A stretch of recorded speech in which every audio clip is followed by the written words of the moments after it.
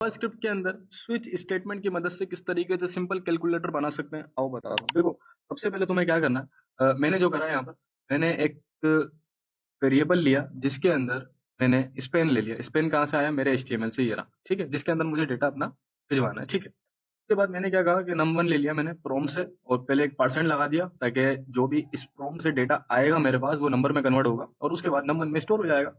उसके बाद मैंने कहा जो यूजर दूसरी वैल्यू देगा वो प्रोम के जरिए लूंगा, और परसेंट यानी कि जो वैल्यू आएगी वो नंबर में कन्वर्ट होगी। मैं नंबर में कन्वर्ट क्यों कर रहा हूँ? क्योंकि हमेशा वैल्यू स्ट्रिंग स्ट्रिंग के अंदर देता है ये। तो अगर प्लस प्लस करूंगा ना तो वो कॉन्केटेनेशन हो जाएगा, तो इसी वजह से मुझे परसेंट लगाना है यहाँ पर। ठीक है, उसके बाद मैंने कहा ऑपरेटर, तीसरी प्रॉम्प्ट जो डब्बा आएगा मेरे पास उससे मैं ऑपरेटर लूंगा, और ऑपरेटर वो प्लस दे सकता है, यूजर माइनस दे सकता है, मल्टीप्लाई दे सकता है या स्लैश दे सकता है, यानी कि डिवाइड।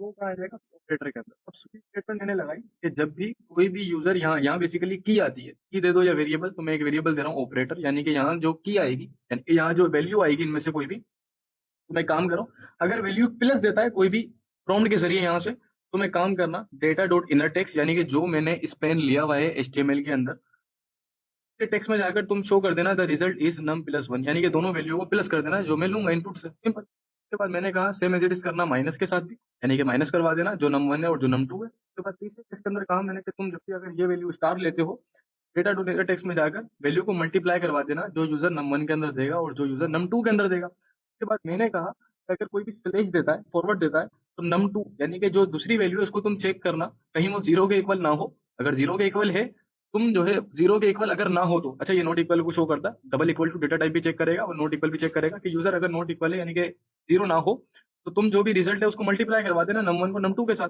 अगर है तो डॉक्यूमेंट डॉट राइट, यानी कि तुम्हारे ही वेब पेज के ऊपर लिख देना division by zero is not allowed. Division इस तरीके से वेब पेज के ऊपर टेक्स्ट हो जाएगा अपने आप, ठीक है, डॉक्यूमेंट डॉट राइट की मदद। उसके बाद मैंने कह दिया डिफॉल्ट के अंदर एक alert invalid operator please enter plus minus multiply divide, कि अगर कोई खाली ऑपरेटर छोड़ देता है या कुछ और दे देता है सपोज करो, तो अपन उसको एक एरर दे देंगे कि भाई इनवैलिड ऑपरेटर दो, यानी कि ऑपरेटर इन्हीं में से दो, ना कि कोई दूसरा दो, क्योंकि हमने ऑपरेटर लगाए हुए हैं। Simple is that. आओ इसको चला के चेक करते हैं।